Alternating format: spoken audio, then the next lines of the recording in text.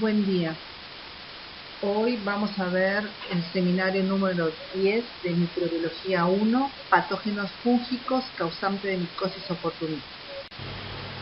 Los objetivos de la clase son conocer los principales agentes etiológicos causantes de micosis oportunistas, hongos levaduriformes y Pneumocystis jirovecii, reconocer la morfología de las células fúngicas de micosis oportunistas y los factores del hospedero que llevan al desarrollo de la micosis oportunistas, factores de patogenicidad y patogenia de las mismas.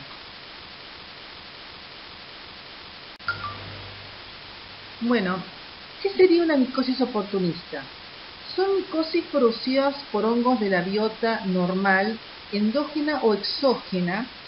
Muchos de ellos suelen ser contaminantes de cultivos y que pueden producir enfermedad o ser patógenos en este caso, pero esta patogenicidad o capacidad de causar daño no depende en sí del hongo, sino del hospedero. Entonces acá el protagonista es realmente el hospedero o huésped, que va a ser un individuo inmunodeprimido. Esta inmunodepresión puede ser de origen congénito o adquirido, o no ser exactamente un inmunosuprimido, pero sí tener algún factor predisponente. En el diagnóstico de estas micosis oportunistas es esencial la correlación entre la clínica y el laboratorio, porque como habíamos dicho antes, muchos de estos hongos son contaminantes de cultivos, por lo tanto, no alcanza solo con la clínica, sino que yo además debo ver al hongo en las muestras clínicas, en el examen directo, en lo ideal, y además aislar al hongo repetidamente en los cultivos. ¿Cuáles son los factores de riesgo que puede tener un hospedero o huésped para tener una micosis oportunista o para padecer una micosis oportunista? Entonces vamos a ver algunos de ellos. Uno de ellos son barreras físicas alteradas. Esto es por cosas que habitualmente los médicos hacemos, que es colocación de catéteres endovenosos, colocación de sondas vesicales, sondas nasogástricas, que para ayudar al tratamiento de sostén del paciente, nosotros lo invadimos, y en estas invasiones podemos romper la barrera cutánea mucosa y permitir el ingreso de agentes fúngicos. En el caso de los quemados, acá lamentablemente el propio paciente, por el trauma, por el accidente de la quemadura, destruyó su propia barrera cutánea, y cualquier agente bacteriano o fúngico puede perfectamente adherirse, penetrar y dañar. Y traumatismos también, como alteración de la barrera cutánea. En el caso de alteraciones metabólicas, sin duda la alteración metabólica más común y más predisponente, podríamos decir, es la diabetes. Hay que recordar que acá el problema no es el hecho de ser diabético, sino tiene que ser un diabético mal controlado. El diabético mal controlado presenta hiperglucemia persistente, y esa hiperglucemia persistente lleva a la glicosilación de los polimorfonucleares. Los polimorfonucleares glicosilados migran mal y poco a los focos infecciosos. Por eso estas personas tienen más predisposición a cualquier tipo de infección, tanto bacteriana como fúngica, porque tienen alterada la respuesta inmune innata. Sus polimorfonucleares migran mal a los focos infecciosos. La acidosis también es otro factor predisponente que altera la migración de polimorfonucleares. Y otros que también figuran acá: nutrición parenteral y el uso de quelante del hierro. Biota. Sabemos nosotros que la biota normal es bacteriana principalmente, y muchas de estas bacterias conviven en perfecta armonía con nosotros en un estado de mutualismo. Si nosotros utilizamos antibióticos de amplio espectro, borramos estas bacterias mutualistas que tenemos en nuestra flora intestinal, liberamos receptores y permitimos que hongos, en este caso cándida, que es el más frecuente, puedan ocupar estos receptores, interactuar, inclusive penetrar e invadir. En el caso de la inmunidad celular, claramente la alteración de la función o número de CD4 predispone a micosis, y esto se ve en los pacientes VIH-Sida o en personas que reciben quimioterapia. En el caso de neutrófilos, el número y función de los neutrófilos, cuando se encuentra alterada o disminuido su número, que es lo que nosotros llamamos neutropenia, que esto se observa en pacientes que reciben quimioterapia, corticoides, no importa si es en altas dosis o bajas dosis de corticoides, o enfermedad granulomatosa crónica o enfermedades oncomatológicas, estos pacientes van a tener alterada la respuesta inmune innata y por lo tanto mayor frecuencia de las micosis que vamos a ver a continuación. Anatómicas, la alteración anatómica que se observa en los EPOC y tuberculosis generalmente tiene que ver con el daño del árbol de la arquitectura bronquial que lleva a la aparición de bronquiectasias, y en estas bronquiectasias se pueden acumular secreciones e inclusive hongos pueden ingresar y ocuparlo y crecer ahí. También la fibrosis quística es otra alteración y el uso de prótesis. En el caso de hipersensibilidad de tipo 1 y tipo 3, acá las alergias predisponen, digamos, a cuadros, digamos, de hipersensibilidad. Por ejemplo, inhalar esporos de Aspergillus puede llevar a asma aspergilar, o cuadros, en el caso de hipersensibilidad de tipo 3, de alveolitis extrínseca. Otros extremos de la vida, ¿sí? Tanto en el neonato por su inmadurez inmunológica o en el anciano por su deterioro inmunológico, vamos a ver que esos grupos etarios tienen más riesgo de micosis.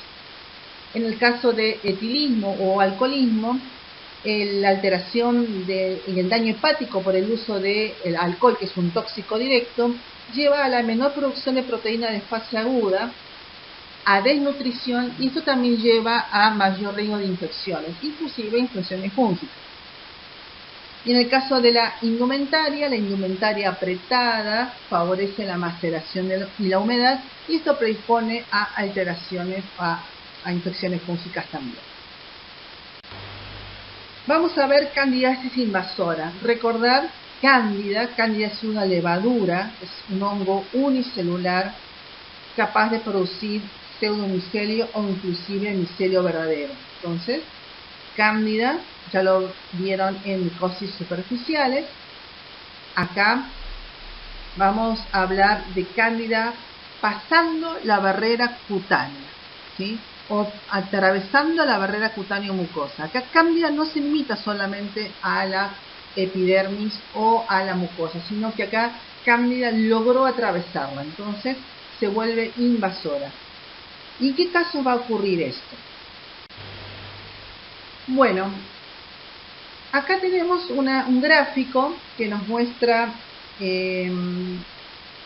epidemiológico, ¿no? De candidemias. Candidemia significa cándida en sangre, que esto se aísla en hemocultivos. Entre el año 2015 y 2016 de la red Buonet, acá en la Argentina, que muestra a cándida como cuarta causa de infección nosocomial. Es decir, otras causas de infección nosocomial generalmente suelen ser bacterias, pero la cuarta causa es un hongo y es cándida, con una mortalidad que va del 25 al 60%. ¿Qué significa esto? Que aislar cándida en sangre en un paciente en una terapia intensiva predice mortalidad de un 25 al 60%, o sea que es muy malo aislar cándida en sangre. Y los dos primeros lugares lo ocupan Candida albicans y Candida parapsilopsis. Vamos a recordar, que esto seguramente lo vieron en micosis superficiales, que Candida albicans es la cándida más abundante de las mucosas y Candida parapsilosis es la cándida más abundante de los epitelios. Por lo tanto, el origen de ambas cándidas va a ser tracto gastrointestinal, seguramente, en el caso de Candida albicans, y en el caso de Candida parapsilosis a partir de la piel.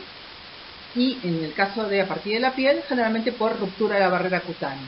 Es mucho menos frecuente las otras cándidas. ¿Saben? Por lo menos acá en la Argentina es mucho menos frecuente las otras cándidas. Para volver a recordar nuevamente cómo se hace la diferenciación entre las diversas especies, se hace por pruebas bioquímicas, ¿sí? Recordar que acá no es suficiente muchas veces la observación microscópica, porque vamos a ver levaduras, inclusive podemos llegar haber algún tipo de formación de clamidoconidios, pero para hacer la tipificación de las diferentes especies de Candida yo necesito sí o sí pruebas bioquímicas. Bien, entonces Candida albicans es parte de la biota endógena, es colonizante de las mucosas, sobre todo del tracto gastrointestinal, de la boca hasta el ano, vagina. Puede haber también en piel, pero en mucho menor cantidad, y cobra mucha importancia en los inmunodeprimidos. La infección por Candida albicans generalmente suele ser de origen endógeno, porque como dije antes, está en el tracto gastrointestinal. Como Cándida llega del tracto, como Cándida del tracto gastrointestinal se puede lograr invadir a otros lugares, o por ejemplo, una cirugía.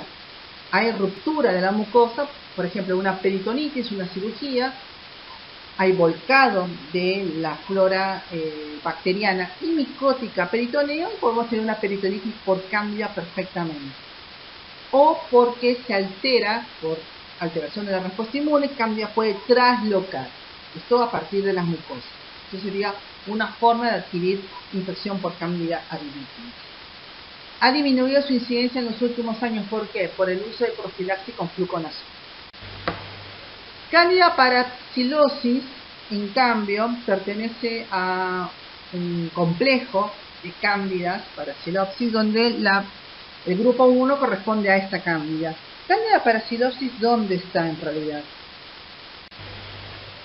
El complejo Candida parapsilosis predomina principalmente en piel y superficies mucosas. Y aunque la infección puede ser endógena, también puede tener origen exógeno. Y acá claramente está asociado a la colocación de catéteres o dispositivos implantables, donde las manos del personal de la salud no están correctamente, no cumplen las medidas de bioseguridad pertinentes. El catéter se contamina con Candida parapsilosis, que puede ser del mismo paciente o de las manos del personal de la salud que también tiene Candida parapsilosis. Candida parapsilosis tiene un factor de patogenicidad muy importante, que es la producción de biofilm. Recuerden que el biofilm es un exopolisacárido que tiene capacidad de adherirse a los plásticos, y al adherirse al plástico el catéter, podríamos decir, se infecta. Entonces estamos hablando de infecciones relacionadas a catéteres. Es de alta prevalencia en Latinoamérica. Simplemente habla de que no se toman las correctas medidas de bioseguridad. Mientras tanto, en el caso de Candida glabrata, que corresponde a un complejo Candida glabrata, nivariensis y bracariensis, esa cándida predomina en el tracto genitourinario y respiratorio. A diferencia de Latinoamérica, donde tenemos a Candida albicans y Candida parapsilosis en primer y segundo lugar, acá tenemos Candida glabrata en segundo lugar. ¿Por qué? Porque ellos cumplen con las medidas de bioseguridad. Ellos prácticamente tienen muy poca cándida asociada a infecciones por catéteres, o sea, tienen muy poca Candida parapsilosis, pero sí tienen Candida glabrata, donde el origen de esta Candida glabrata es el tracto genitourinario y respiratorio. Y los factores de riesgo tienen que ver con sus poblaciones de edad avanzada, de 65 años, con antibióticos de amplio espectro, oncológicos, o sea, habla en realidad de poblaciones envejecidas que terminan en terapia intensiva, que ya usan fluconazol, por eso tienen menos Candida albicans, pero se predispone digamos, a infecciones por cándidas que pueden llegar a resistir el fluconazol, como Candida glabrata. Candida tropicalis tiene alta incidencia en Latinoamérica también. Fíjense que acá los factores de riesgo son enfermedades oncohematológicas, mucositis y neutropenia, donde se observa un 60-80% de colonización. En el caso de mucositis, la mucositis es un efecto adverso de la quimioterapia, donde hay inflamación de toda la mucosa del tracto gastrointestinal, de la boca hasta el ano. Obviamente, esta inflamación de la mucosa gastrointestinal de la boca hasta el ano lleva a alteración de la barrera normal de la mucosa y fácilmente Cándida puede traslocar. En este caso, el que trasloca con mucha facilidad es Cándida tropicalis. Y Candida krusei, su prevalencia es de 2 a 4%. Acá los factores predisponentes claramente es el uso de fluconazol y antibióticos. Recuerden que Candida krusei es resistente en forma intrínseca al fluconazol. Por lo tanto, el uso de fluconazol profiláctico selecciona Candida krusei.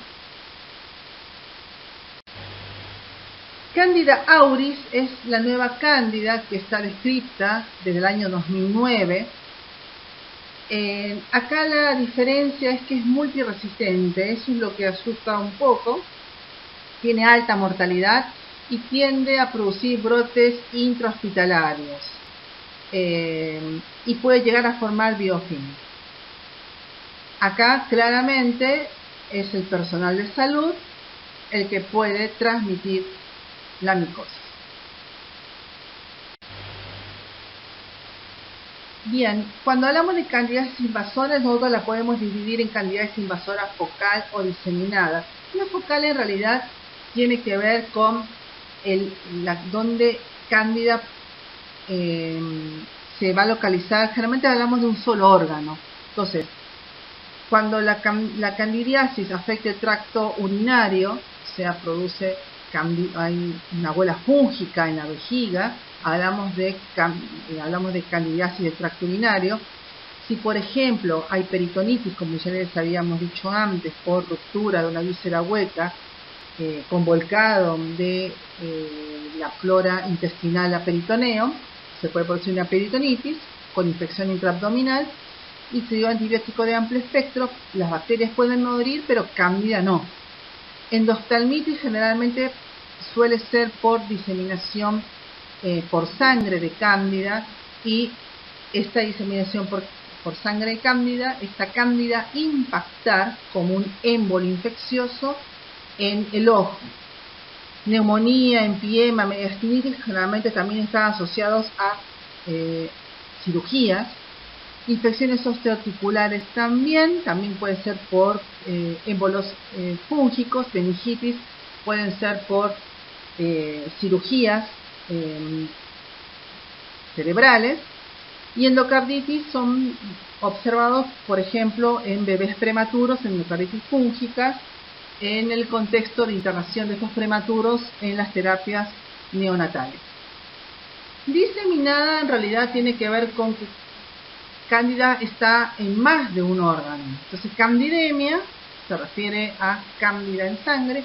Candidiasis diseminada aguda afecta muchos órganos, y la candidiasis diseminada crónica o hepatoesplénica generalmente la podemos observar en pacientes que están neutropénicos. Por ejemplo, recibe un trasplante de médula ósea, los tenemos que poner neutropenia. En esa neutropenia hay diseminación de Cándida por sangre que pasa prácticamente desapercibido. Cándida sobrevive, se va a localizar, por ejemplo, en el hígado o en el vaso. Cuando el paciente recupera neutrófilos porque empieza a recibir factores estimulantes de colonias, estos neutrófilos van a donde se encuentra Cándida, generalmente va a ser hígado y vaso, y se forman focos o abscesos en esos lugares. Acá, lamentablemente, Cándida no puede ser eliminada porque hay una disfunción leve del linfocito T, hay un desbalance entre linfocito T, perfil TH1 y perfil TH2 con predominio de interleuquina 10, y esto hace que se formen granulomas con abscesos en hígado y vaso que tratan de contener al hongo pero no lo pueden hacer correctamente. Entonces acá tenemos algunas fotitos donde encontramos lesiones cutáneas. Fíjense que no hay pus. Recuerden, para que un paciente haga una diseminación hematógena por Cándida tiene que tener muy mala función neutrofílica. Y esto lo vemos en pacientes que están recibiendo quimioterapia. Entonces acá tenemos que este es un émbolo séptico donde Cándida se localiza aquí. Obviamente el diagnóstico se obtuvo por biopsia la lesión. Fíjense que es totalmente hemorrágico porque no hay pus, porque no hay neutrófilos, y claramente esto no va a ocurrir solamente en este sector de la piel, sino en muchos sectores. En el caso de endocarditis, fíjense que acá se ve una vegetación en la aurícula izquierda, que esta vegetación se observó en un paciente prematuro que estaba con candidemia. Acá en el caso de endoftalmitis lo que estamos viendo son toda una zona hemorrágica con exudado, que después se descubrió que era cándida. Y acá simplemente vemos, es un clásico paciente de terapia intensiva, que está intubado, poliinvadido y que está con una candidemia. O sea, es totalmente no extraño que en un paciente en terapia intensiva tan poliinvadido, recibiendo antibióticos de amplio espectro, no puede hacer una candidemia.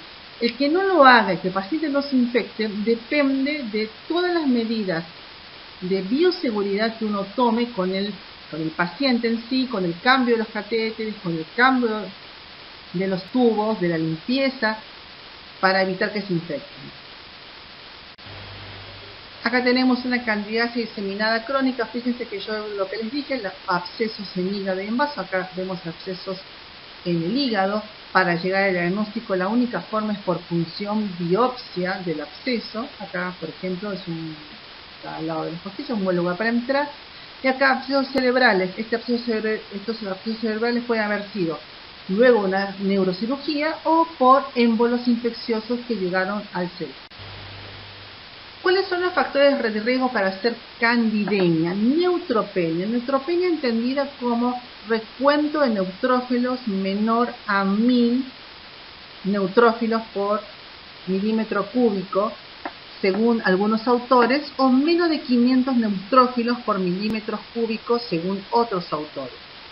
Para hacer, los pacientes son cromatológicos, por ejemplo, tienen neutropenias severas. Neutropenias severas son menos de 100 neutrófilos por milímetro cúbico. El trasplante, obviamente, porque el trasplante va, para que el paciente no rechace el órgano, lo tenemos que inmunosuprimir. Y en esa inmunosupresión vamos a causar neutropenia. Alteración de la integridad de la barrera cutáneo-mucosa, ya lo vimos con el uso de catéteres. Tratamiento con corticoides. No hace falta que el paciente esté recibiendo altas dosis de corticoides. ¿Qué son altas dosis de corticoides? Más de 20 miligramos de corticoides por día por espacio de más de 20 días. Eso es altas dosis de corticoides. Con alta dosis de corticoides yo voy a provocar, por el uso de corticoides, alteración de la migración de los neutrófilos, o sea, mala función neutrofílica, y eso obviamente lleva a muy mala respuesta innata y va a predisponer a infección. Quimioterapia, ya dijimos por la misma, porque la quimioterapia disminuye no solamente el número, sino la función de los neutrófilos, catéteres y dispositivos protésicos, por lo mismo que dijimos antes. La nutrición parenteral total, estancia prolongada en terapia intensiva, más de 3 días, se considera que en unidades cerradas la incidencia de candidiasis aumenta después de la primera semana de estadía. El uso de antibiótico de amplio espectro, porque va a seleccionar levaduras, la hemodiálisis, la perforación gastrointestinal o cirugía. Pancreatitis. La pancreatitis aguda es un factor de riesgo independiente, porque Candida albicans coloniza el tracto digestivo, en especial el ángulo de Treitz, y en los estudios multivariados se considera un factor de riesgo independiente. Colonización por Candida albicans, muchos de estos pacientes, sobre todo los pacientes que van a ser sometidos a trasplante, se los hisopa para ver si están colonizados por Candida. Por lo menos en 3 áreas anatómicas en las unidades, por ejemplo, de cuidados coronarios. Si yo encuentro Cándida, por lo menos en 3 áreas anatómicas distintas, se considera que es un factor de riesgo para desarrollar candidiasis sistémica. Y como dije antes, la diabetes es un factor de riesgo también importante. Entonces acá tenemos, esta es una forma de explicar la fisiopatogenia de Cándida en el torrente sanguíneo. Entonces tenemos acá 2 lugares donde Cándida puede entrar. Una es por los catéteres y otro traslocando a través del aparato digestivo.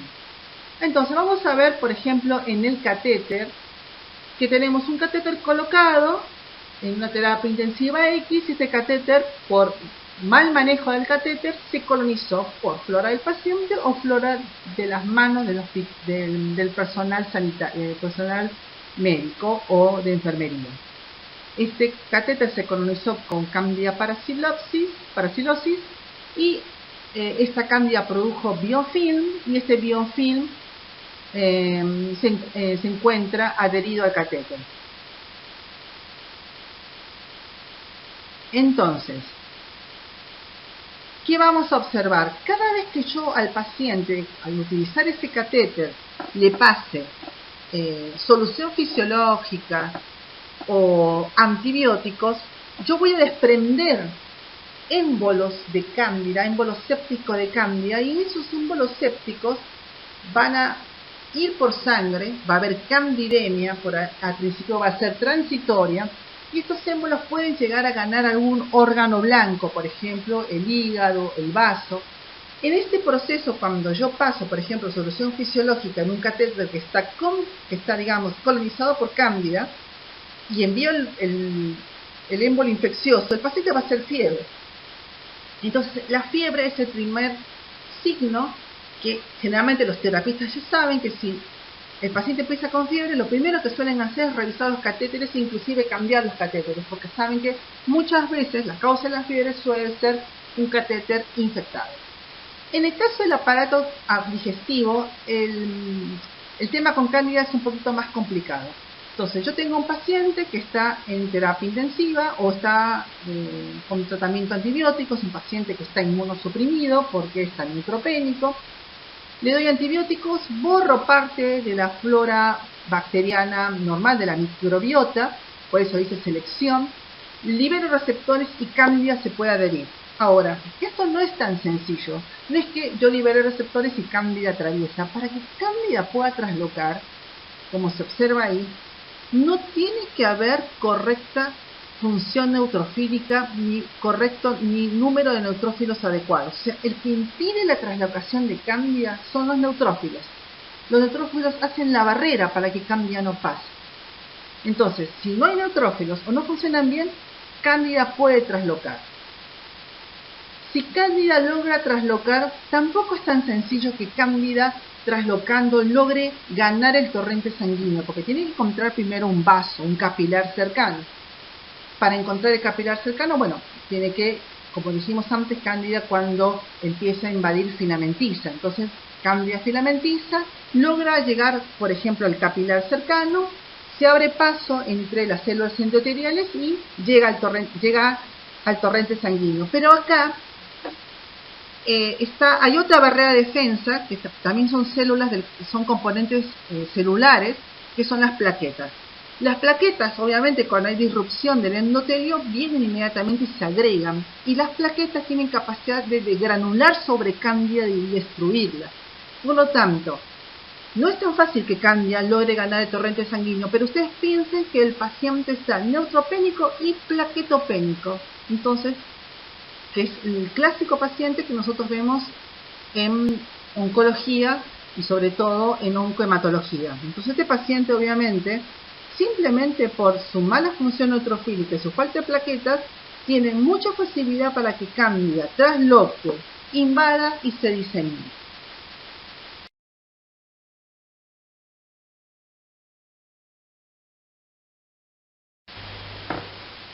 ¿Cuáles son los factores de virulencia de cándida? La morfogénesis. Cándida tiene capacidad de transformarse de levadura a pseudohifa, inclusive hifa verdadera.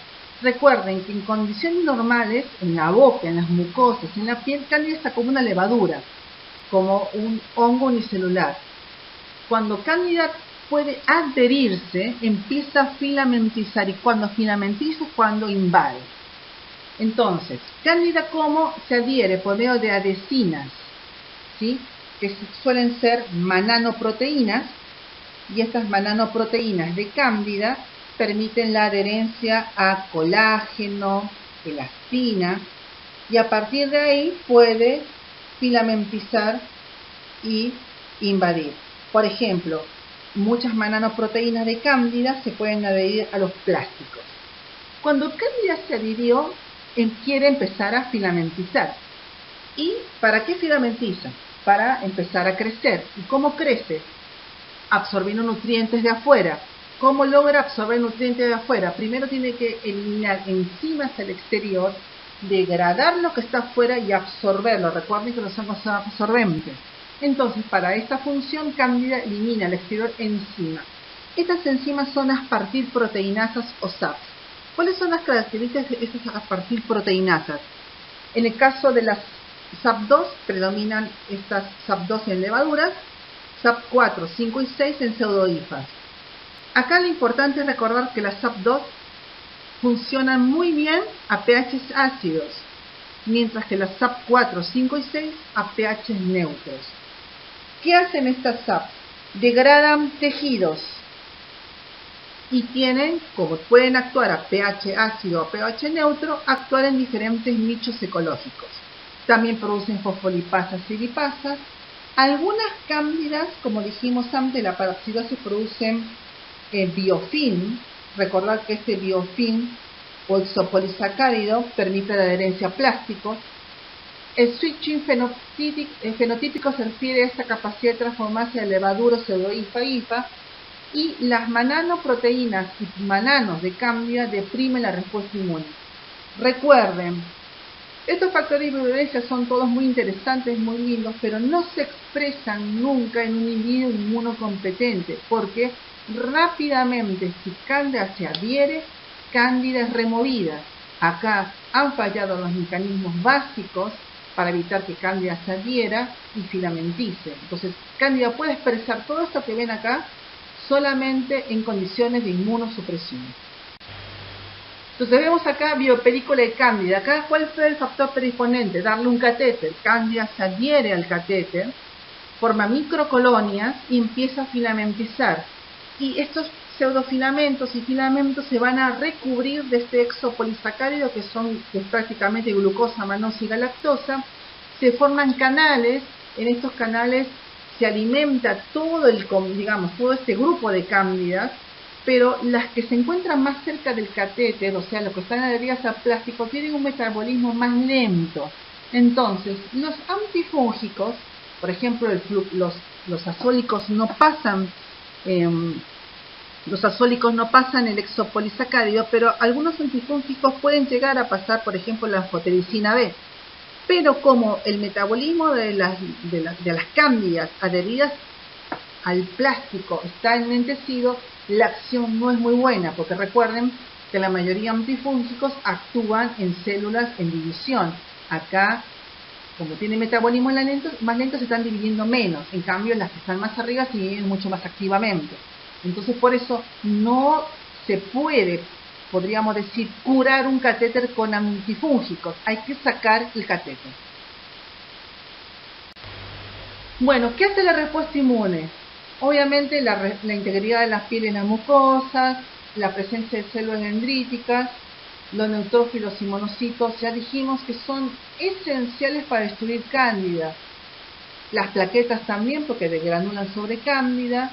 Algunos factores del suero como anticuerpos que pueden obsolizar cándida y favorecer la fagocitosis por medio de polimorfonucleares, y posteriormente la respuesta inmune adaptativa que termina por eliminar cándida.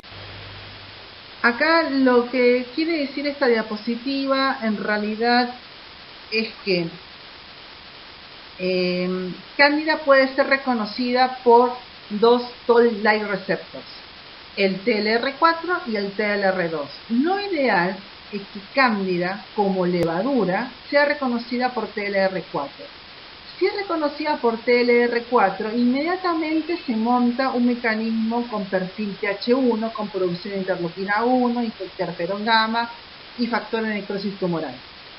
Esto elimina rápidamente cándida. Ahora, si cándida logra filamentizar, convertirse en hifa o pseudohifa, lo que habitualmente no se logra en un individuo inmunocompetente, pero sí en un inmunosuprimido, el reconocimiento de cándida no va a ser por medio del toll-like receptor 4, sino por el medio del toll-like receptor 2. Si esto ocurre, se monta otra respuesta inmune de un perfil TH2 con producción de interleuquina 4 e interleuquina 10 que inhibe el perfil TH1.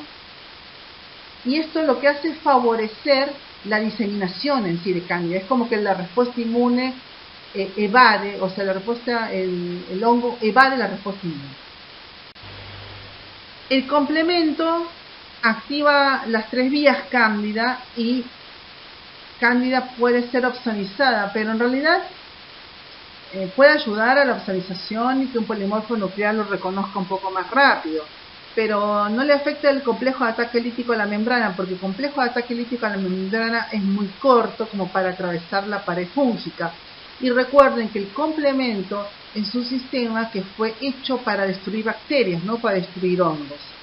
Y además cándida tiene mecanismos de evasión como producción de proteasas, proteínas reguladoras, que evaden la acción del complemento. Criptococosis.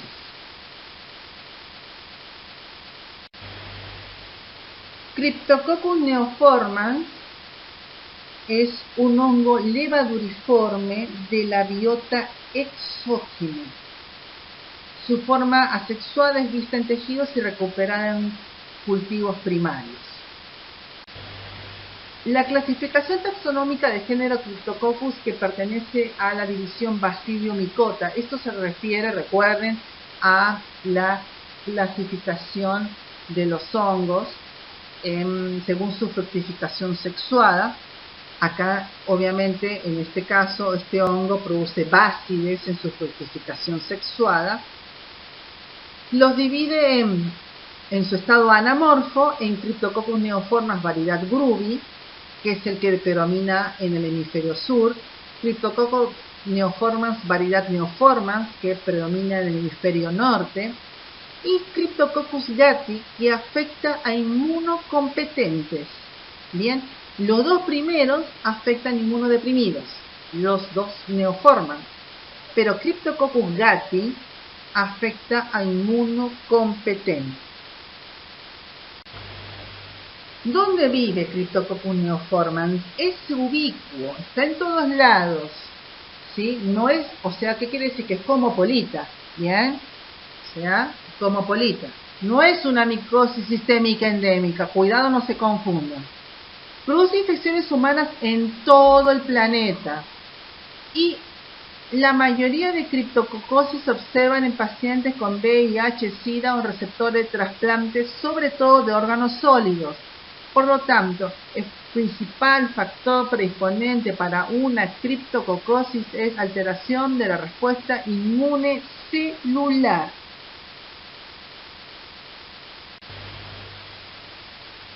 ¿Cuáles son los que nos interesan? Cryptococcus neoformans vive en el guano del pájaro, de los pájaros, de paloma, la caca de la paloma. No en la parte de arriba, a la exposición solar, sino en la parte húmeda. Ya la estudiaron, está ahí. En la caca de los pájaros, de las palomas, en la caca de otros animalitos alados de sangre caliente como los murciélagos. Ahí también hay Cryptococcus neoformans, pero en menor cantidad. Si hay en las palomas, animalitos que hay que destruir. En la madera de descomposición, en las deyecciones de los aleros, edificios y áticos, y le gusta el pH alcalino y rico en nitrógeno que obtiene en el guano de la paloma. Y afecta a inmunocomprometidos. Hay dos, Cryptococcus neoformans variedad Grubi, ya dijimos, sobre todo cono sur de América, y Cryptococcus neoformans variedad Neoformans en hemisferio norte. Cryptococcus gattii, en cambio, predomina en áreas tropicales y subtropicales, en huecos de árboles, sobre todo árboles del género de los eucaliptos calmandulensis, y afectan inmunocompetentes. ¿Cuáles son los grupos de riesgo? Fíjense que hay 3 que están en la cabeza, nunca se olviden. Paciente con infección por VIH, conocido o desconocido, paciente VIH positivo con cefalea y fiebre, por favor descartar meningitis por Cryptococcus. Uso de corticoides, no hace falta altas dosis de corticoides, simplemente con bajas dosis de corticoides los pacientes pueden hacer meningitis a Cryptococcus. Y trasplantados de órganos sólidos. porque la inmunosupresión no es muy intensa en el trasplantado de órganos sólidos, pero esta inmunosupresión está basada en alterar la respuesta inmune celular para que no rechace el órgano. Por eso estos pacientes con trasplante de órgano sólido tienen riesgo de hacer meningitis por Cryptococcus neoformans. Y después están los otros, diabéticos, los pacientes con linfoma, con sarcoidosis, con cirrosis, inclusive embarazadas. Recordar que en el último trimestre de embarazo hay inmunosupresión para tolerar el feto. Y en esta inmunosupresión, que es celular, puede haber criptococosis. Está descrito. Bien, ¿cuáles son los factores de virulencia de Cryptococcus neoformans? El tamaño. El esporo mide 1 a 2 micrómetros, no 2 metros.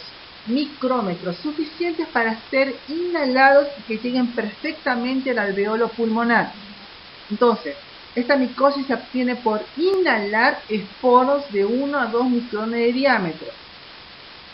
La otra cosa que hace que el hongo esté contento dentro nuestro es que crece muy bien a 37 grados, nuestra temperatura. Es un hongo que además produce manitol. El manitol, recuerden que es una sustancia que atrae el agua, por lo tanto favorece el edema. Imagínense a este hongo multiplicándose en meninges, atrayendo agua y por lo tanto favoreciendo edema cerebral. Fosfolipasa B. La fosfolipasa B está involucrada en la integridad de la membrana, está involucrada en invasión y diseminación, y es el que permitiría la salida de Cryptococcus neoformans del alveolo pulmonar al torrente sanguíneo. Por eso dice invasión y diseminación. Fosfolipasa B permite la salida del hongo del pulmón. Ureasa. Esta enzima permite la invasión del hongo que se encuentra circulando en sangre, que llegue a barrera hematoencefálica y atraviesa barrera hematoencefálica e invade el sistema nervioso central. El hongo se adapta a la hipoxia. ¿Qué significa esto? El hongo vive, como habíamos dicho antes, en el guano de la paloma, en el guano de los pájaros. Tiene un pH alcalino y gran cantidad de nutrientes, entre ellos nitrógeno. Cuando el hongo ingresa a nuestro organismo, no es un evento feliz para el hongo, ¿sí? Siempre recuerden, no es un evento feliz. La cantidad de oxígeno, la concentración de oxígeno baja, por eso se puede adaptar, como dice ahí, adaptación a la hipoxia. Y esto hace que el hongo se proteja. ¿Cómo se protege el hongo? Produciendo cápsula. La cápsula protege al hongo de la desecación del medio ambiente y se induce su producción por presencia de suero, disminución del hierro y baja concentración de oxígeno. La cápsula es poco inmunógena y se vierte en forma continua sobre la pared fúngica. Además, la cápsula induce edema cerebral, favorece la replicación del virus VIH y es tóxico local sobre organelas celulares. Entonces, esto cuando dice adaptación de la hipoxia, en realidad se refiere a la producción de cápsula que es inducida por la adaptación a la hipoxia. ¿Qué significa esto además? Que cuando el hongo está en el medio ambiente, en el guano de la paloma, prácticamente no tiene cápsula. Cuando ingresa a nosotros, como una medida adaptativa y para protegerse, produce cápsula. Entonces nosotros vamos a ver al hongo capsulado en las muestras clínicas. Bueno, el hongo capta hierro porque tiene sideróforos y produce y tiene melanina que lo protege de los rayos ultravioleta. La cápsula es el principal factor de patogenicidad de Cryptococcus neoformans, como dice ahí, está formado un 88% de glucuronoxilomanano y un 10% de galactosilomanano. Y esta cápsula inhibe la linfoproliferación, inhibe la fagocitosis, inhibe la migración leucocitaria e inhibe la producción de citoquinas proinflamatorias. Es inhibitoria de todo. no induce producción de anticuerpos. Ustedes nunca van a pedir búsqueda de anticuerpos contra la cápsula de Cryptococcus neoformans, como sí se pide para diagnóstico en el caso de neumococo, de infecciones por neumococo. La cápsula de neumococo sí estimula la producción de anticuerpos, pero esta cápsula, la de este hongo, no. Para hacer diagnóstico de esta micosis, generalmente nosotros solicitamos búsqueda de antígeno capsular en suero, en líquido cefalorraquídeo y en orina. La otra cosa que también hace esta cápsula es deplecionar el complemento. Y como toda cápsula, lo ayuda a evadir la respuesta del complemento y diseminarse por el torrente sanguíneo. ¿Cómo es la patogenia? Las levaduras de menos de 2 micrones de diámetro o baciliosporos de 2 micrones de diámetro ingresan por vía inhalatoria. El hecho de tener CD4 bajos aumenta el riesgo. Si no hay respuesta inmune celular que controle la diseminación del hongo, el hongo se multiplica porque no encuentra a nadie que lo detenga, sale del pulmón, va por sangre y pasa a barrera hematoencefálica. Cuando hay buena respuesta inmune, un macrófago activado por respuesta perfil TH1 destruye las levaduras. Se requiere interferón gamma para que el macrófago mate a las levaduras, pero esto no ocurre en alteración de la respuesta inmune celular. ¿Cómo el hongo llega al sistema nervioso? Puede ser por vía transcelular, directamente pasa solo el patógeno, o transcelular a través, atravesando el endotelio. Puede ser paracelular pasando entre células o por medio de un mecanismo de caballito de Troya, donde la levadura está dentro del macrófago, el macrófago no la puede destruir, dijimos que necesita una interferón gamma para destruirlo y el que se lo va a proporcionar es el linfocito TCD4, pero si no hay linfocito TCD4 porque el paciente tiene una mala respuesta inmune celular, el macrófago solamente puede endocitar las levaduras y transportarlas y nada más, y acá el macrófago con la levadura viva en su interior pasa a través de las células y ingresa a líquido cefalorraquídeo, al sistema nervioso central. Entonces, nuevamente acá lo vuelven a poner, la cápsula libera polisacárido capsular, potente activador de la vía alterna del complemento, enmascara las PAMs, la ozonización es fundamental para la fagocitosis, pero fácilmente el hongo puede evadir todo esto. Y la morfología, formación de levaduras gigantes, eso le ayuda al hongo a evadir la respuesta inmune y evadir la fagocitosis. Puede haber fusión de mitocondrias con patrón tubular, que también favorece al hongo para evadir la respuesta inmune y puede sobrevivir dentro de los macrófagos alveolares. Manifestaciones clínicas. La manifestación clínica más frecuente es la meningitis. La mayoría de los pacientes con meningitis tienen además compromiso pulmonar. Generalmente no consultan por el compromiso pulmonar, aunque acá se ve una tomografía con una terrible neumonía. La mayoría de pacientes tiene alterada la placa radiográfica, podríamos decir, pero la manifestación clínica es la meningitis. Y un pequeño porcentaje, en 3 a 5%, hacen criptococomas. Estos criptococomas se suelen observar en pacientes que están en recuperación de su respuesta inmune celular, donde el hongo queda en el sistema nervioso y el linfocito TCD4 trata de eliminar al hongo, pero forma granulomas en el sistema nervioso central. Estos granulomas actúan como zonas de foco que pueden llevar a la aparición de convulsiones. Muchos de estos criptococomas, cuando se hace una punción cerebral para hacer el diagnóstico de certeza, porque yo para decirte que es un criptococoma tengo que haberle hecho una punción biopsia a esa lesión, se van a ver las levaduras capsuladas obviamente, pero cuando se manda a cultivo no crecen porque esas levaduras ya están muertas. Este paciente está recuperando respuesta inmune, pero tiene una recuperación de la respuesta inmune no del todo eficiente. Neumocistosis. La neumocistosis es causada por un hongo denominado Pneumocystis jirovecii, que es un hongo particular porque no es ni levadura ni es micelio. Tiene inclusive formas que recuerdan más a los parásitos como quiste, prequiste y trofozoito, pero claramente pertenecen al grupo, al reino fungi, y esto es por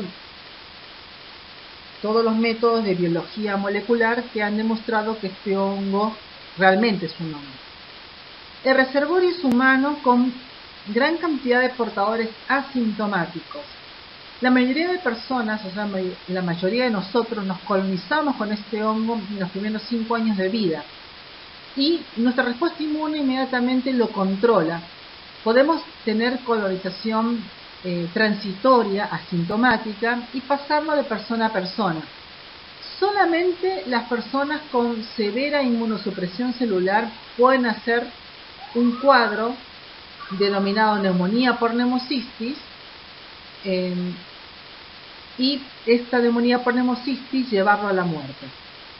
El contagio es interhumano por vía respiratoria, y un detalle muy importante, este hongo no se cultiva. Por lo tanto, en el diagnóstico es esencial la observación del hongo. ¿Cómo se observa este hongo?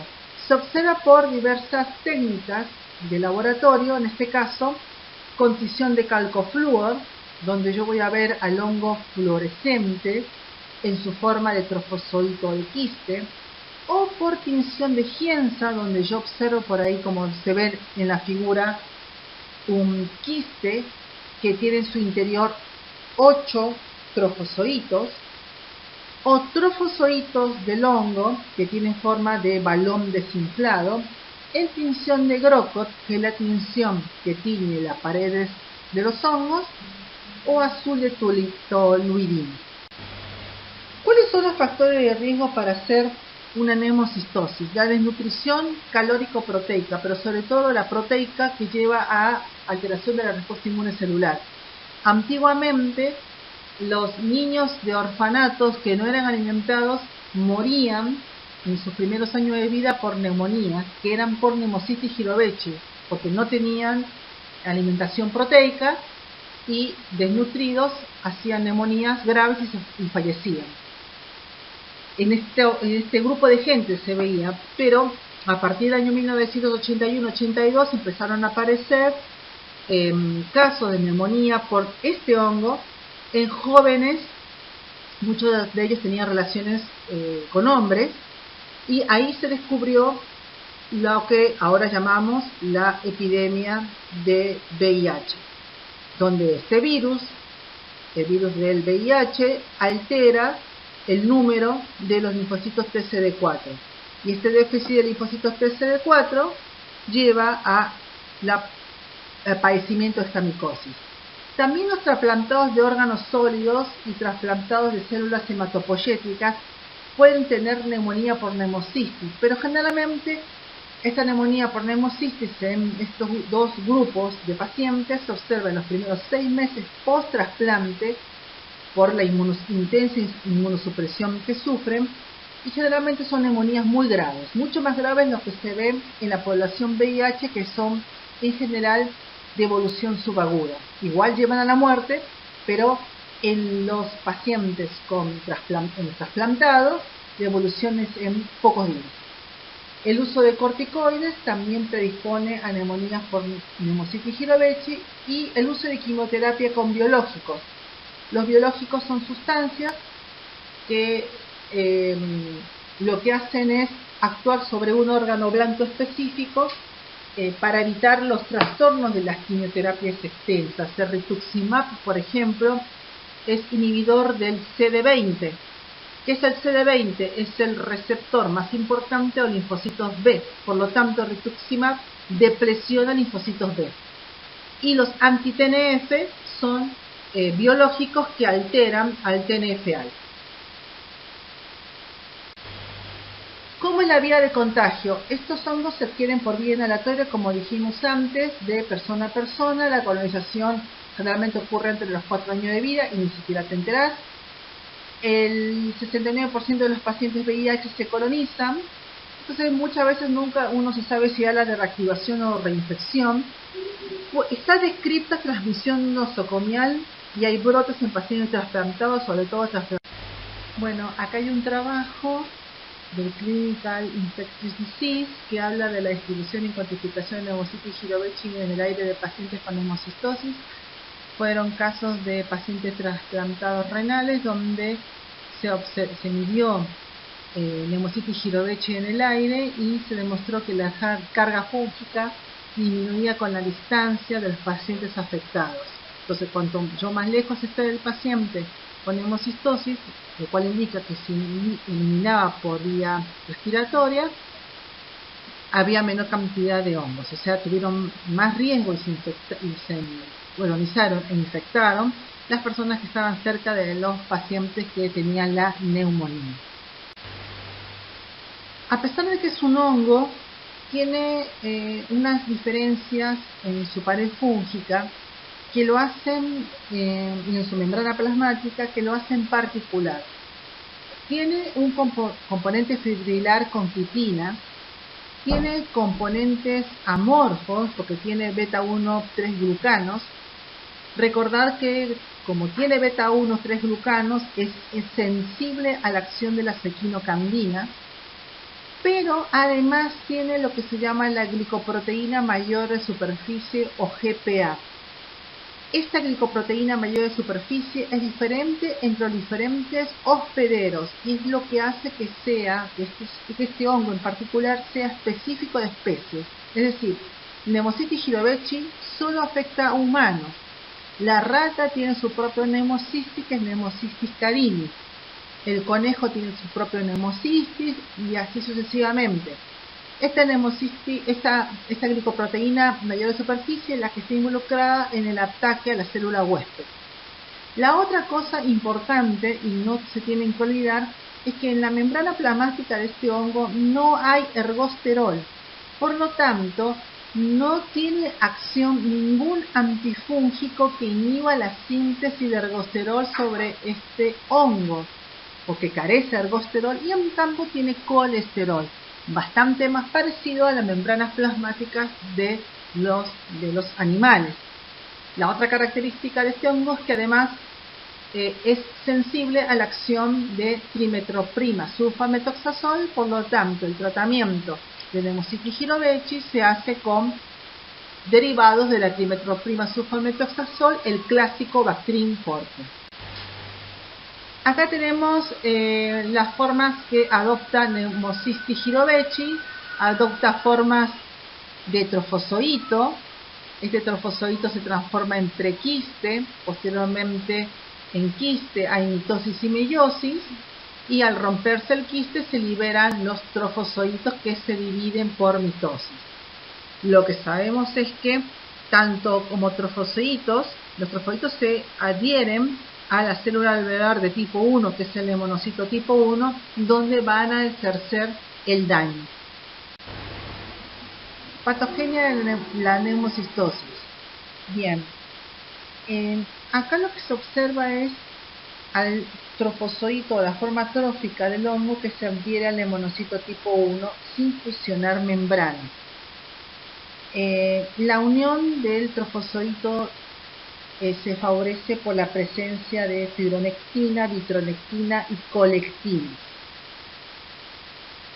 El trofozoito, al unirse al neumonocito tipo 1, lo que hace es alterar la función del neumonocito tipo 1, y lo que hay que recordar es que el neumonocito tipo 1 se encarga de la hematosis.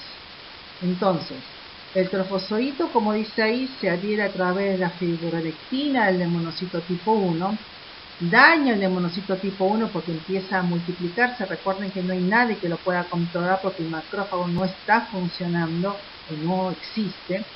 El hongo se multiplica, se invade el intersticio, daña el intersticio y altera la hematosis. Hay acúmulo de neutrófilos y eosinófilos en la zona también, pero no pueden controlar al hongo. También el trofozoito altera la función del neumonocito tipo 2. El neumonocito tipo 2, recuerden que es el productor del surfractante.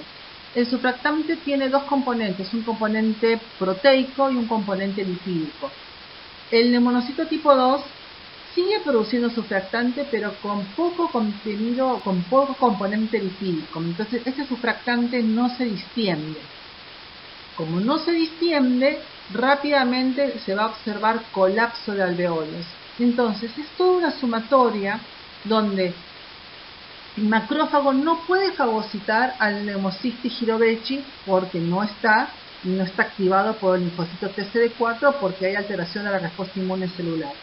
Pneumocystis como trofozoito se multiplica activamente dañando la función del neumonocito tipo 1 a nivel local y posteriormente lo va haciendo de alveolo en alveolo. Se empieza a dañar intersticio, se acumulan eosinófilos y neutrófilos en el alveolo pulmonar. El neumonocito tipo 2 produce un surfractante de mala calidad, se empiezan a colapsar alveolos y todo eso lleva a la insuficiencia respiratoria. En esta diapositiva vamos a observar la actividad de los macrófagos. En condiciones normales, el hongo como trofozoito va a exponer su glicoproteína mayor de superficie, la GPA. Esa va a ser reconocida por receptores de manosa del macrófago, inmediatamente el hongo va a ser fagocitado y destruido. Pero el hongo puede enmascarar su glicoproteína mayor de superficie y puede adherirse a él ditronectina y fibronectina. Si ocurre eso, el hongo va a ser reconocido por receptores beta-glucanos y estos receptores beta-glucanos van a activar otros mecanismos que van a llevar a la producción de TNF-alfa y de interleuquina 6 y otras citoquinas inflamatorias. Este es el camino que habitualmente el hongo toma cuando el macrófago no está trabajando bien.